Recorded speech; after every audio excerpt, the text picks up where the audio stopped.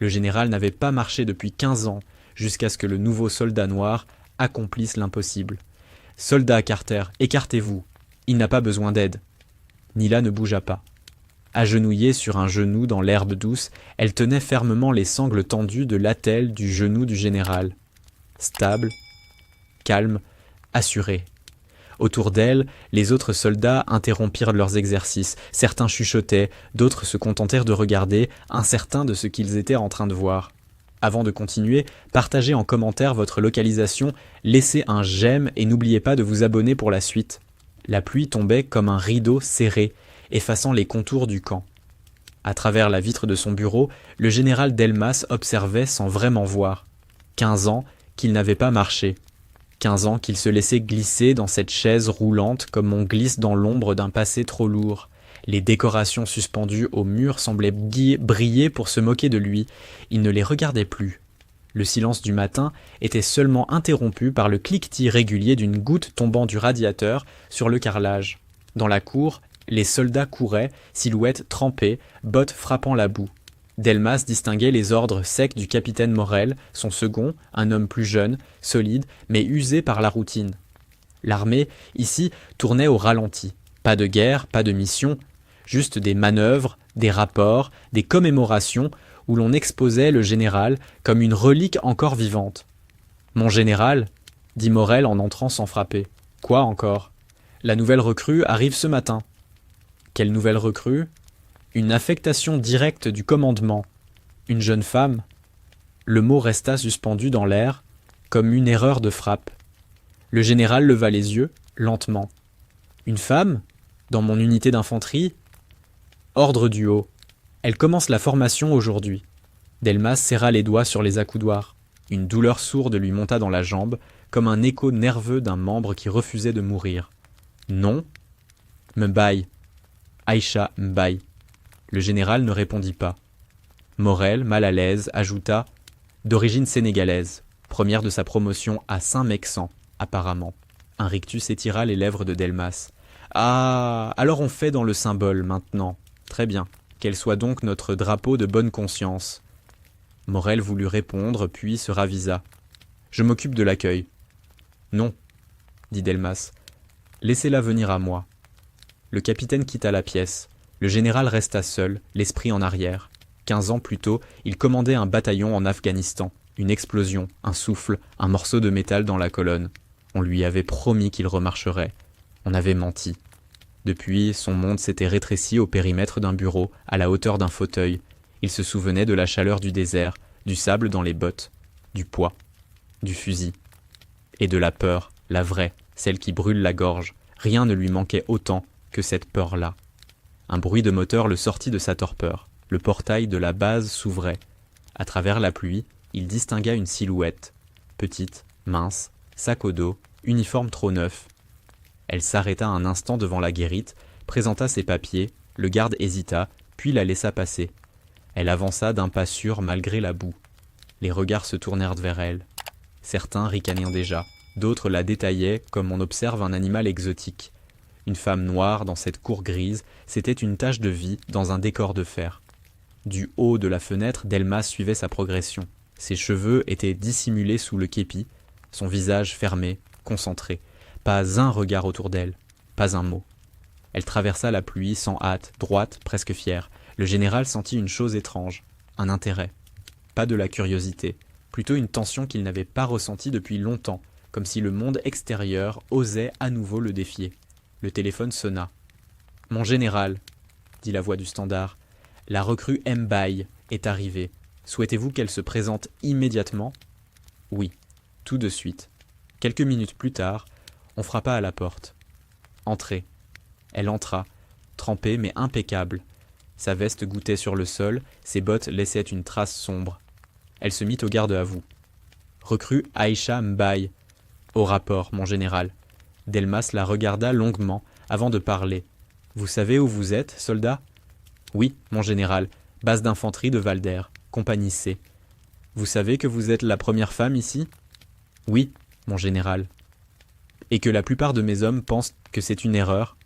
Un éclair traversa la fenêtre, la lumière blanche dessinant les rides profondes du visage du général. Aïcha ne baissa pas les yeux.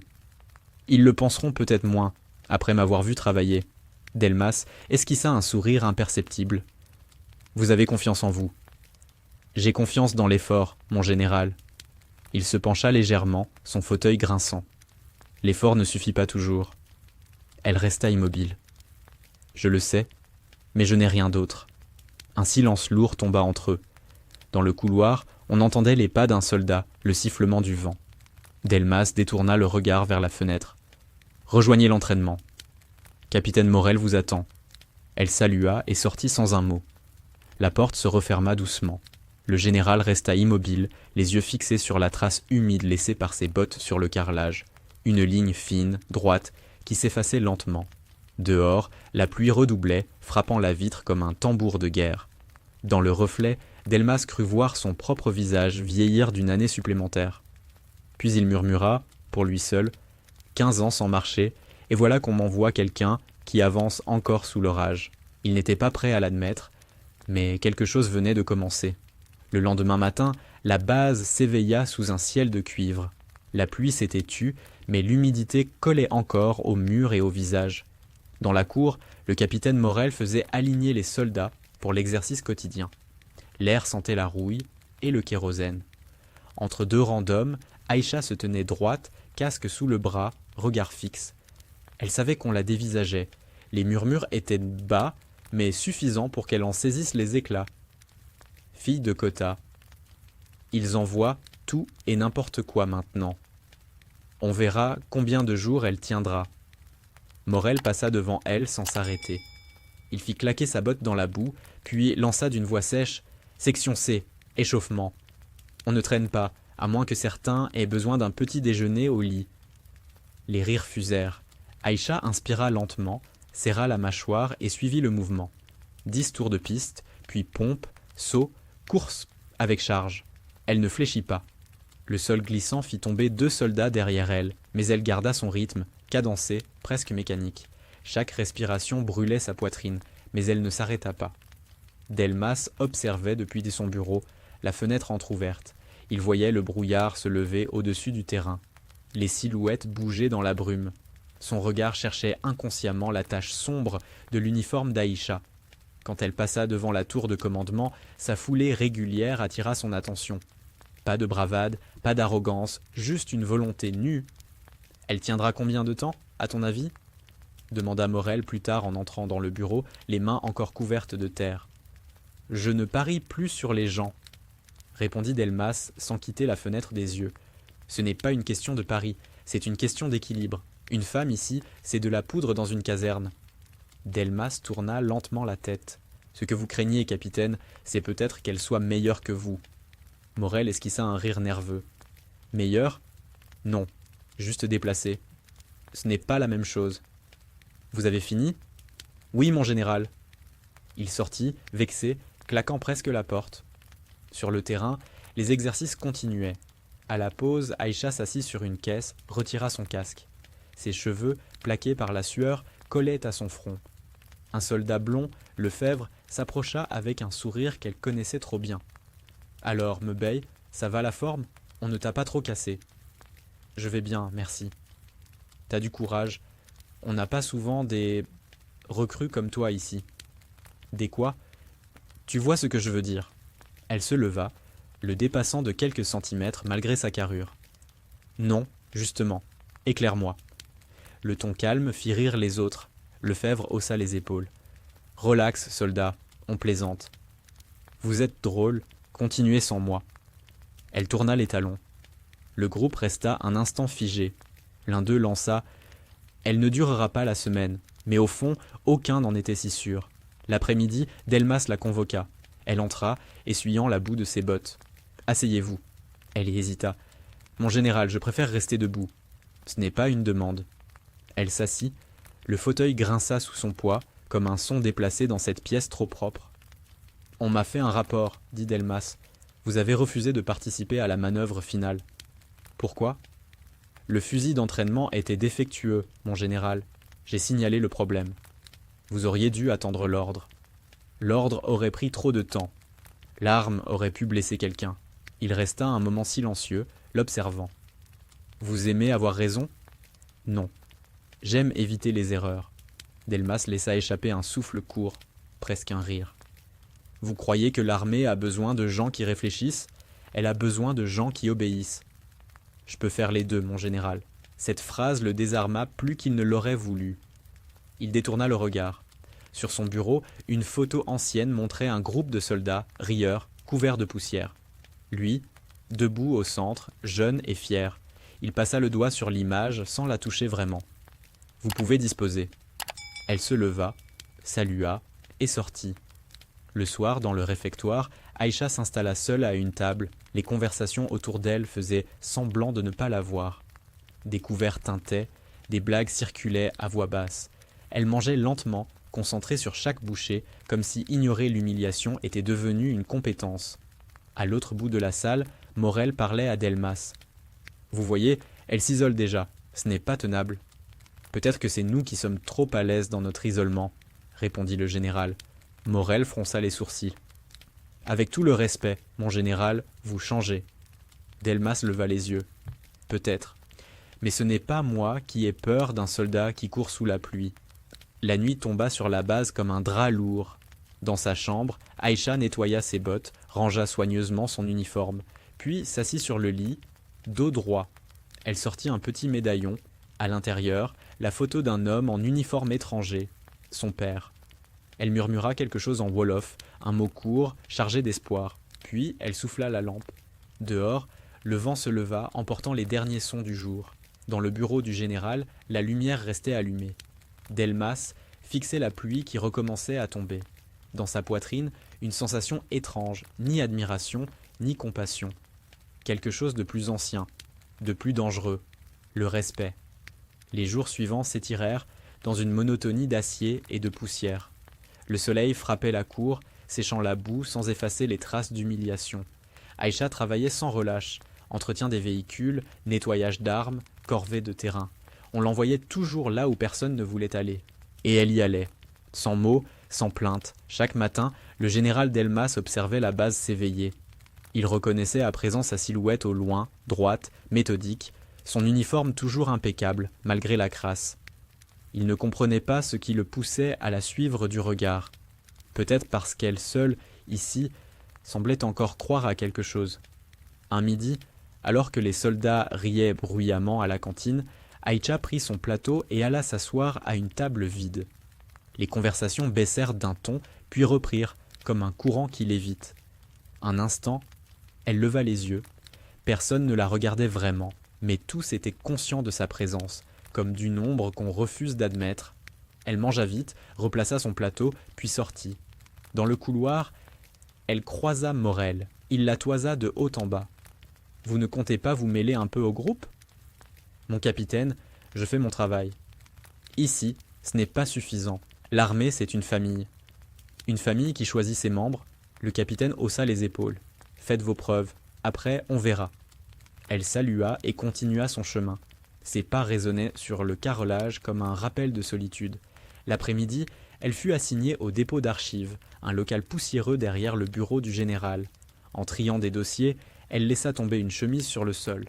Par réflexe, elle se baissa pour la ramasser. À travers la porte entrebâillée, elle aperçut Delmas dans son fauteuil, immobile. Une feuille venait de glisser de son bureau, hors de sa portée. Il hésitait, la main tremblante, incapable de se pencher. Sans réfléchir, elle entra, ramassa la feuille et la posa devant lui. Il la regarda, surpris, presque vexé. « Je n'ai pas demandé d'aide. Je sais, mon général, mais parfois, l'ordre vient du bon sens. » Il resta silencieux, les doigts crispés sur le bord du bureau.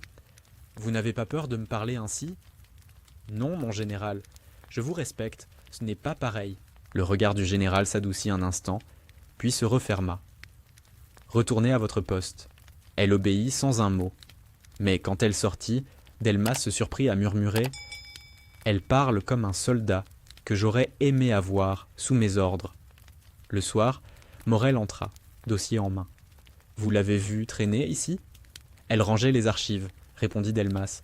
« Cette fille se croit spéciale. » Elle l'est peut-être. Morel fronça les sourcils. « Vous commencez à la défendre ?»« Je constate, capitaine, rien de plus. » Morel quitta la pièce, contrarié. Dehors, la base s'endormait. Le vent portait l'odeur du métal et de la terre chaude. Dans la baraque des soldats, Aïcha écrivait quelques lignes dans un carnet. Elle y notait chaque jour comme un rapport personnel, ce qu'elle avait appris, ce qu'elle avait enduré, ce qu'elle ne devait pas oublier. Une phrase revint souvent. Restez droite, même quand tout ploie. Le lendemain, le général fit venir Morel. Vous avez remarqué ? Quoi donc ? Elle ne cherche pas à plaire, ni à contester. Elle agit, c'est rare ici. Vous lui trouvez des qualités ? Non. Je remarque qu'elle m'oblige à me souvenir. De quoi, mon général ? De ce qu'on était censé défendre, avant de défendre nos galons. Morel resta muet. Ce jour-là, Aïcha passa près du bureau sans s'arrêter. Le général, derrière la vitre, la suivit du regard. Leurs yeux se croisèrent un instant, bref, silencieux, presque respectueux. Le capitaine Morel observa la scène depuis la cour et murmura entre ses dents. Elle n'a pas peur de lui. Et ça, c'est dangereux. Mais pour la première fois depuis des années, le général ne se sentit pas menacé. Il se sentit simplement vivant. Le matin s'annonçait calme, trop calme, pour une base militaire. Un brouillard dense couvrait le terrain d'entraînement, avalant les silhouettes. L'air sentait le gasoil et la terre humide. Les moteurs des blindés grondaient, s'échauffant pour l'exercice du jour. Aïcha ajusta son casque, vérifia son gilet pare-balles et monta à bord du véhicule assigné. Un vieux char d'entraînement qui toussait à chaque démarrage. Le capitaine Morel supervisait l'opération. Exercice de coordination, on avance en ligne, communication radio constante. Vous savez ce que ça veut dire ? Pas d'improvisation. Son regard s'arrêta une seconde sur Aïcha, puis il détourna la tête. Mbey, vous restez en soutien arrière. Vous observez et vous notez. Pas d'héroïsme inutile. Elle acquiesça. Bien, mon capitaine. À la tour de commandement, le général Delmas suivait la manœuvre sur les écrans de surveillance. Il reconnaissait la voix de Morel à la radio. Autoritaire, saccadée. Le brouillard réduisait la visibilité. Les chars avançaient lentement, leurs chenilles mordant le sol boueux. L'un d'eux, le plus ancien, celui d'Aïcha, vibrait de manière inquiétante. « Section C, avancée de 10 mètres !» cria Morel dans le micro. Un grondement, puis un cri. Le véhicule de tête venait de s'enfoncer dans une tranchée dissimulée sous la boue. L'engin se cabra, pencha dangereusement, et dans un fracas métallique, se renversa. Les radios hurlèrent de confusion. « Stop ! Stop, tout !» hurla Morel. Aïcha sauta du blindé avant même qu'on lui donne l'ordre. Le moteur du char renversé rugissait encore, menaçant d'exploser. Elle courut vers la carcasse, la boue jusqu'aux genoux. Des flammes commençaient à lécher le flanc du véhicule. « Soldat Mbaye, revenez immédiatement !» ordonna Morel par radio. Elle l'ignora. À genoux, elle tenta d'ouvrir la trappe, bloquée. À l'intérieur, un homme criait, coincé. Sans réfléchir, elle attrapa une barre de levier. Ses doigts glissaient, la chaleur lui mordait la peau. Elle força, encore, jusqu'à sentir le métal céder. Une bouffée de fumée noire s'échappa, la suffoquant. 2 soldats s'étaient approchés, hésitants. « Aide-moi à le tirer !» cria-t-elle. Ensemble, ils arrachèrent le pilote inconscient. À peine avaient-ils reculé que le réservoir explosa dans un vacarme assourdissant.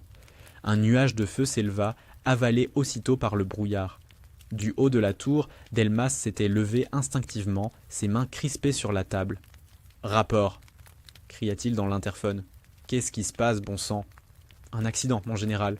Pas de mort. »« Mbaye a pris l'initiative, » répondit la voix de Morel, hésitante. Delmas ferma les yeux. Il imaginait la scène, cette fille, seule dans la boue, défiant les ordres pour sauver un homme qu'elle ne connaissait même pas. Une part de lui bouillonnait d'admiration, l'autre d'une colère qu'il n'arrivait pas à définir. Plus tard, dans la cour, le calme revint. Les blessés furent évacués. Aïcha, couverte de suie, fut convoquée devant Morel. « Vous avez désobéi, » lança-t-il, d'un ton glacial. « Oui, mon capitaine. Vous avez mis votre vie en danger, celle des autres aussi. J'ai suivi mon instinct. Votre instinct n'a pas sa place ici. Vous serez consigné au quartier pendant 3 jours. » Elle ne protesta pas. « Bien, mon capitaine. » Quand elle sortit, Delmas la faisait déjà appeler. Elle entra dans le bureau, encore haletante. L'odeur de brûlé l'accompagnait. « Approchez, » dit-il doucement. Elle s'arrêta à 2 mètres. « Vous auriez pu mourir. » J'ai fait ce qu'il fallait, mon général. Ce n'était pas à vous de décider. Peut-être, mais je ne pouvais pas regarder sans agir. Delmas la fixa longuement. Son visage, noirci par la fumée, laissait apparaître des yeux d'une clarté impassible. « Vous rappelez quelqu'un que j'ai connu » murmura-t-il. « Qui, mon général ?»« Moi ?»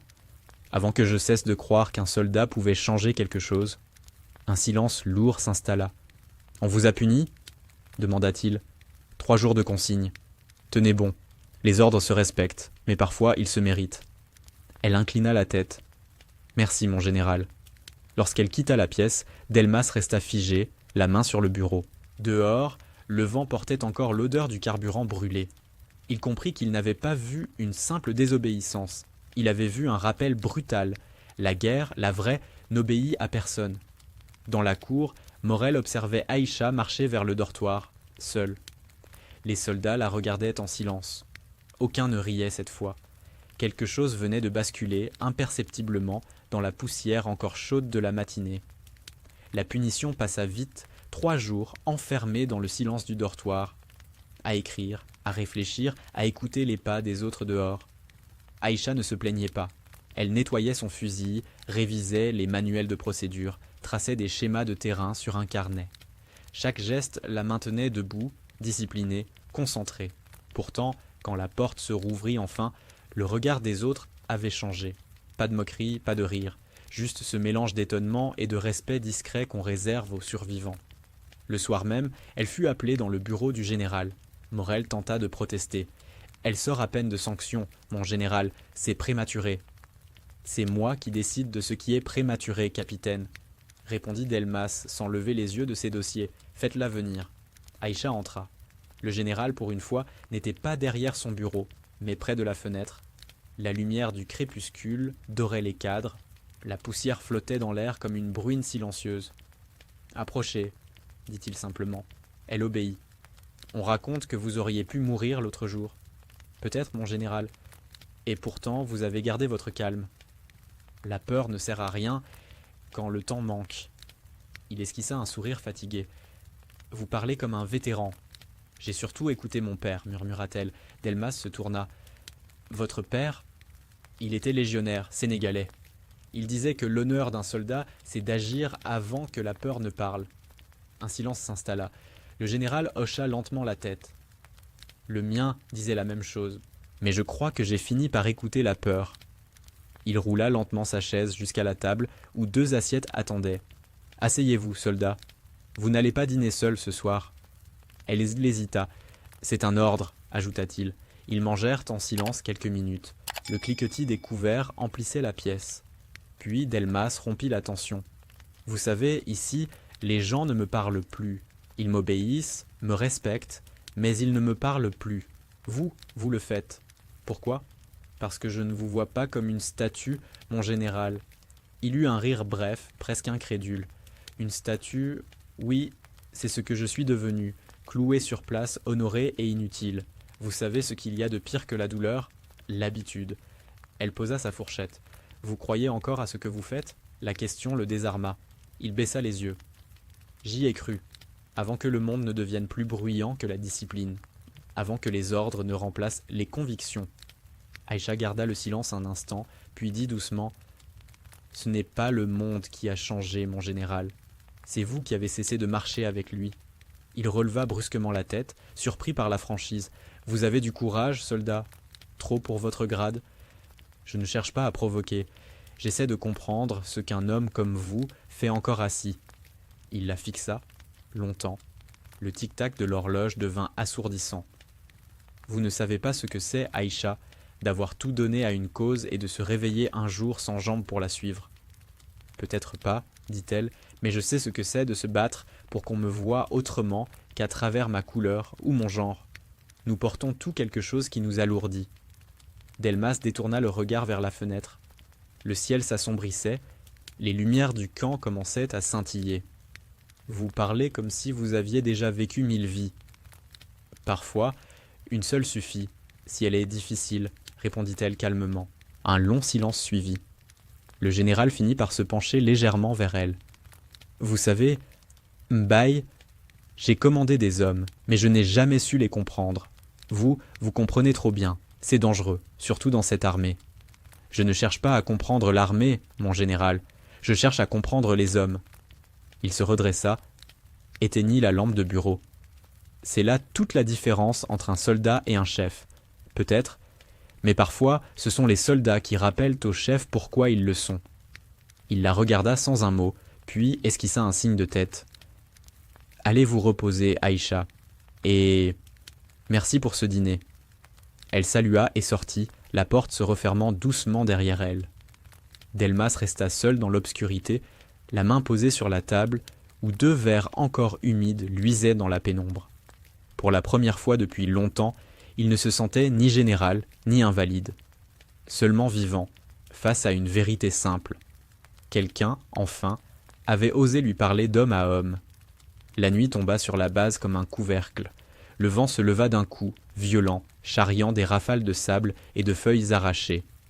Dans le ciel, un éclair éclata sans prévenir, suivi d'un grondement profond qui fit vibrer les vitres. L'air sentait la pluie avant qu'elle ne tombe. Les sirènes de sécurité retentirent au loin. Un orage violent approchait, les générateurs risquaient de céder. Aïcha ferma les volets de la caserne, vérifia les fixations des fenêtres.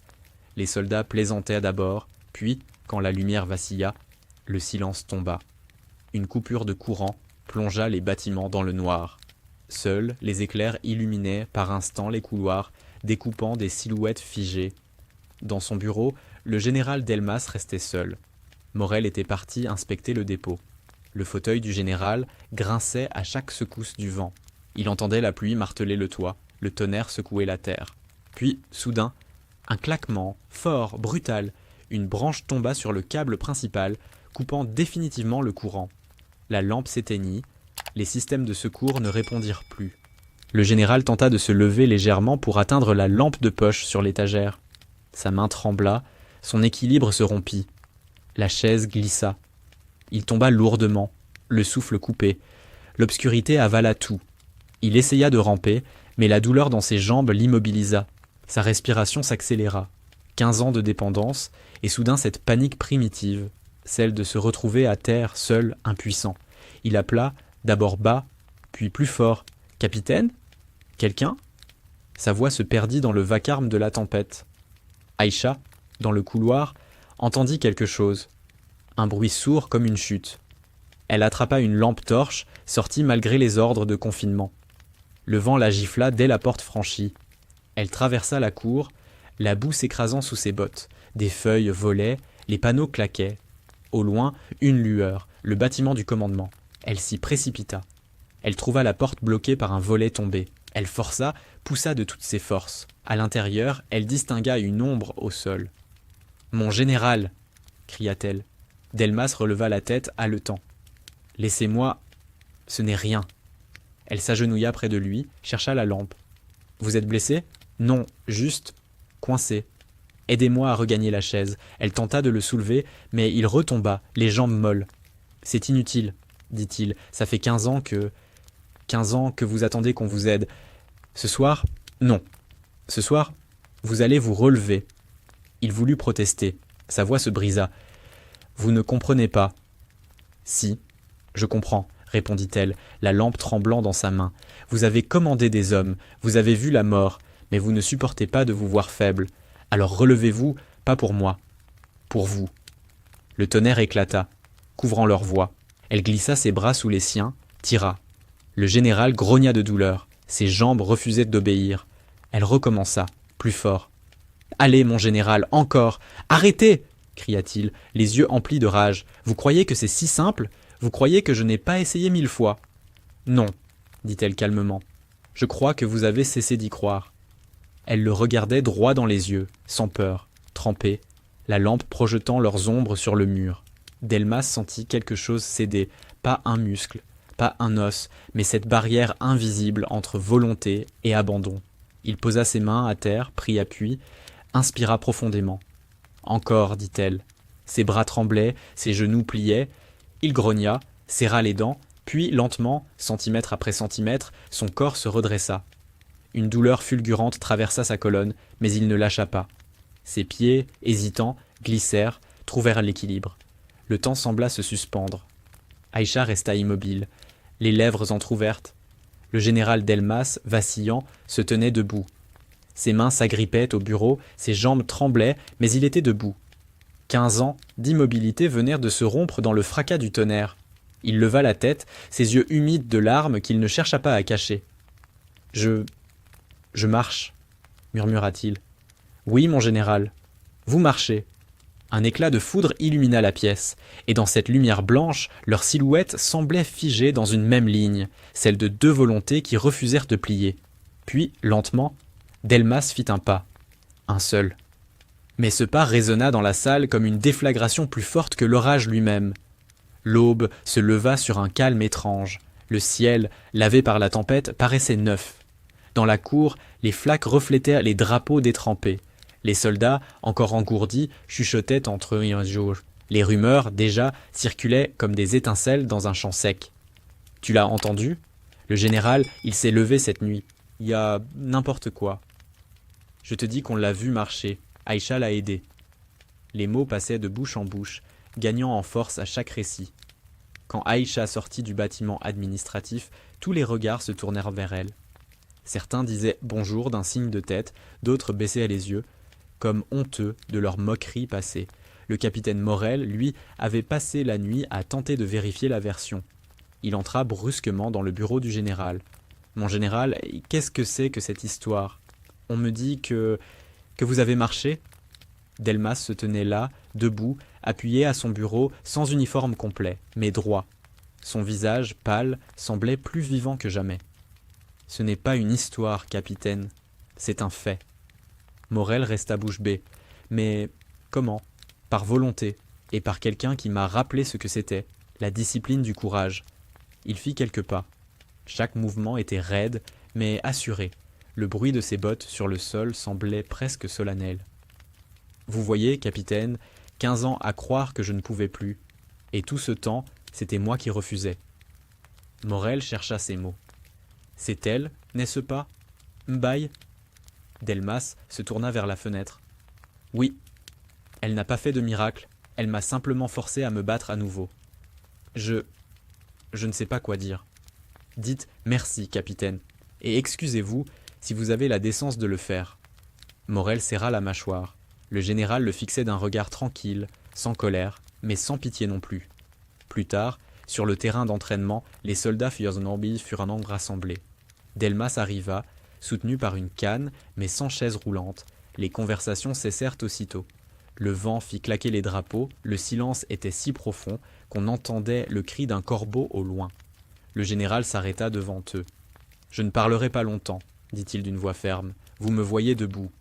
Vous vous demandez comment. La réponse est simple, je n'étais pas mort. J'avais juste cessé d'essayer. » Il se tourna vers Aïcha, debout dans le rang. « Certains d'entre vous ont douté d'elle, moi aussi au début, mais c'est grâce à elle que je suis ici, aujourd'hui. » Un murmure parcourut les rangs. Aïcha resta immobile, les yeux fixés droit devant elle. « Je veux que vous reteniez ceci, » continua Delmas. « La force ne vient pas du grade, ni du sexe, ni de la couleur. Elle vient du courage de se lever quand tout vous dit de rester à terre. » Il marqua une pause, balayant du regard chaque visage. « Et cette leçon, je la devais à un soldat que vous avez sous-estimé. » Il se tourna légèrement vers Aïcha. « Soldat Mbaye, avancez. » Elle obéit, s'arrêta devant lui. « Mon général, repos. » Il la salua, lentement, la main sur le cœur. Geste rare entre officier et simple soldat. Un frisson traversa l'assemblée. « Vous m'avez rendu plus qu'une marche, » dit-il doucement. « Vous m'avez rendu ma dignité. » Elle voulut répondre, mais aucun mot ne vint. Après l'exercice, Morel s'approcha d'elle, gêné, les mains derrière le dos. « Mbaye, je voulais... » « Vous n'avez rien à dire, capitaine, tout est déjà clair. » Il hocha la tête, humble pour la première fois. « Vous avez raison. » Le soir, la base retrouva son rythme, mais quelque chose avait changé. Les ordres circulèrent plus vite, les gestes étaient plus précis. On disait que le général marchait à nouveau, que son pas, même hésitant, suffisait à redonner de la fierté à tout le régiment. Dans son bureau, Delmas s'assit, non plus par nécessité, mais pour écrire. Il nota sur un carnet Ce que j'ai perdu pendant 15 ans, elle l'a trouvé en 3 mots. Lève-toi, général. Dehors, Aïcha, assise sur une caisse, observait le ciel qui redevenait clair. Pour la première fois, elle sentit qu'elle appartenait vraiment à cet endroit. Non pas parce qu'on l'avait acceptée, mais parce qu'elle avait prouvé qu'elle n'avait jamais eu besoin de permission pour exister. 3 semaines avaient passé. La base s'était remise du choc, mais l'atmosphère n'était plus la même. Les soldats marchaient plus droit, parlaient plus bas. Dans les couloirs, on croisait le général Delmas sans oser chuchoter. Il se déplaçait lentement, appuyé sur une canne, mais toujours debout. Chaque pas semblait compter.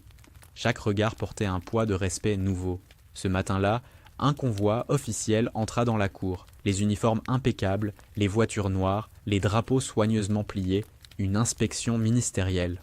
On venait honorer le général pour sa résilience exemplaire. Delmas avait insisté pour que toute la compagnie soit présente. Le vent soufflait légèrement, soulevant la poussière. Les soldats étaient alignés en formation parfaite. Morel, impeccable, commandait la ligne. Aïcha se tenait au premier rang, le regard fixé devant elle. Delmas sortit de son bureau. Il ne portait pas la canne ce jour-là. L'uniforme repassé, les médailles épinglées, il traversa la cour sous un silence total. Chaque pas résonnait, sec, ferme. On aurait dit qu'il marchait non seulement sur le sol, mais sur tout ce qu'il avait laissé derrière lui. Le ministre s'avança, un sourire administratif aux lèvres. « Général Delmas, la nation vous salue. 15 ans de service, 15 ans de courage. » Delmas répondit d'un ton calme. « Le courage n'a de sens que lorsqu'il se partage. » Il fit un pas de côté et se plaça face à ses hommes. « Vous savez pourquoi nous sommes là, dit-il. Pas pour moi. Pour nous. Pour ce que signifie être soldat quand il n'y a plus de guerre à gagner, seulement des batailles intérieures. » Un murmure d'émotion parcourut les rangs. Certains ici m'ont vu tomber, d'autres m'ont vu me relever, mais aucun d'entre vous n'a vu la main qui m'a aidé. Son regard se posa sur Aïcha. Soldat Mbey, avancez. Elle s'exécuta, les bottes claquant sur le sol. Vous avez fait ce que ni les médecins, ni les années n'ont pu faire. Vous m'avez rappelé que l'honneur ne dépend pas du corps, ni du rang, ni de la couleur. Il dépend de la volonté de se lever. Le ministre échangea un regard surpris avec Morel, mais personne n'osa interrompre. Delmas sortit une petite boîte de sa poche. Par pouvoir de commandement, et avec l'accord de l'état-major, je vous décore de la médaille du service exemplaire. Aïcha resta immobile. Mon général, je n'ai fait que mon devoir. Non, soldat, vous avez fait plus. Vous avez réveillé le mien. Il épingla la médaille sur son uniforme. Le métal froid brilla un instant dans le soleil. Un long silence suivit, brisé seulement par le claquement du drapeau hissé sur le mât. Delmas leva la main en salut. Toute la compagnie fit de même. Un souffle léger parcourut les rangs, presque comme une prière muette. Quand la cérémonie prit fin, le ministre s'éloigna, accompagné des officiers supérieurs. Le général resta encore un moment sur la place vide. Aïcha, à quelques mètres, rangeait son casque. « Me baille ?» dit-il. Elle se retourna. « Oui, mon général ? Vous partez bientôt pour votre affectation à Lyon, je crois. »« Oui, monsieur. Départ demain. » Il hocha la tête. « Vous savez, on dit souvent qu'un chef marque ses soldats. Mais parfois, c'est un soldat qui marque un chef. Vous avez changé ma guerre. » Elle eut un mince sourire. « Vous m'avez appris que le respect se gagne, pas qu'il se demande. » Un silence s'installa entre eux, tranquille, lourd de reconnaissance. Puis Delmas leva lentement la main à la hauteur de son front. « Au garde à vous, soldat. » Elle se redressa, le salua à son tour. Pas de mots, pas de geste de trop. Juste ce salut, ce moment suspendu entre deux générations. Quand elle quitta la cour, la lumière du soir peignait son ombre à côté de celle du général, plus courte, mais aussi droite. Delmas la suivit du regard jusqu'à ce qu'elle disparaisse derrière les grilles. Puis, il murmura, pour lui seul, 15 ans assis à attendre un miracle. Il portait un uniforme et il s'appelait Aïcha. Le vent fit claquer une dernière fois le drapeau. Dans le silence qui suivit, la base entière sembla respirer à l'unisson, comme si, enfin, tout le monde s'était levé.